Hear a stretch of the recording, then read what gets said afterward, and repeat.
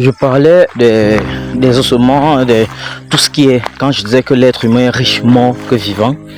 Je vais vous dire, parce qu'il faut que je vous explique. Beaucoup des rituels qu'on fait avec des morts, ou avec ce qui appartient aux morts, est à 90% maléfique. Les 10 autres pourcents est bénéfique, ça veut dire que vous pouvez utiliser l'habit d'un de vos parents pour pouvoir faire appel à lui, etc. Là, c'est les 10%. Il y a des gens qui cultivent avec les ossements humains. Je pense que beaucoup vous connaissez.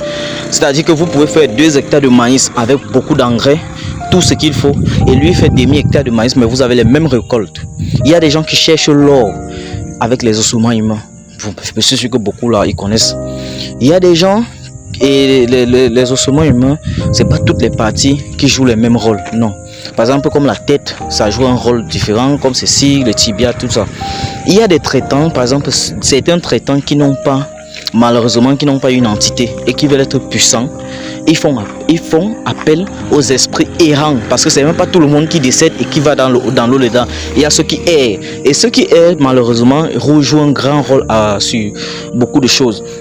Donc, quelqu'un peut attraper des esprits errants et faire que l'esprit travaille pour lui. Là, l'esprit est puissant, mais ce qui est marrant, ce qui est souvent bizarre, c'est que c'est comme le charme, c'est pour un temps bien précis. Et puis, voilà, tu vas chercher un autre esprit. Il y a l'eau des cadavres, par exemple. Ça joue un très mauvais rôle, très puissant. Vous pouvez détruire l'avenir de toute une famille avec l'eau des cadavres. C'est pourquoi dans les villages, les gens vous suivez et quand vous traitez ces choses-là. L'habit d'un cadavre, vous pouvez, je vous dis, littéralement détruire l'avenir de quelqu'un avec des grands sorciers le font souvent. C'est pour ça que pour débloquer ça, il faut un très grand traitant. Beaucoup de gens sont bloqués par rapport à ces choses, mais c'est pour ça que quand vous marchez chez les traitants, les petites choses qu'on vous fait comme lavage, ça ne détruit pas ça. Les grands humains, il y a ça dans les sous-sols des grandes entreprises. Là, ça joue un rôle parce qu'ils utilisent l'esprit de ces personnes pour donner la prospérité à leurs entreprises. Donc, etc., etc.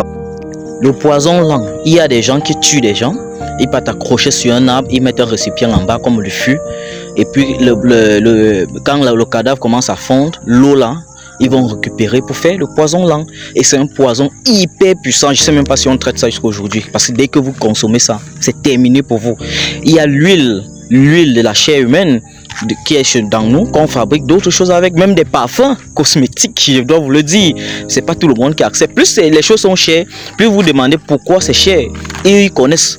Donc vous voyez un peu, il y a beaucoup de choses qu'on fait avec le corps humain, mais à 90%, c'est maléfique. À 90% maléfique.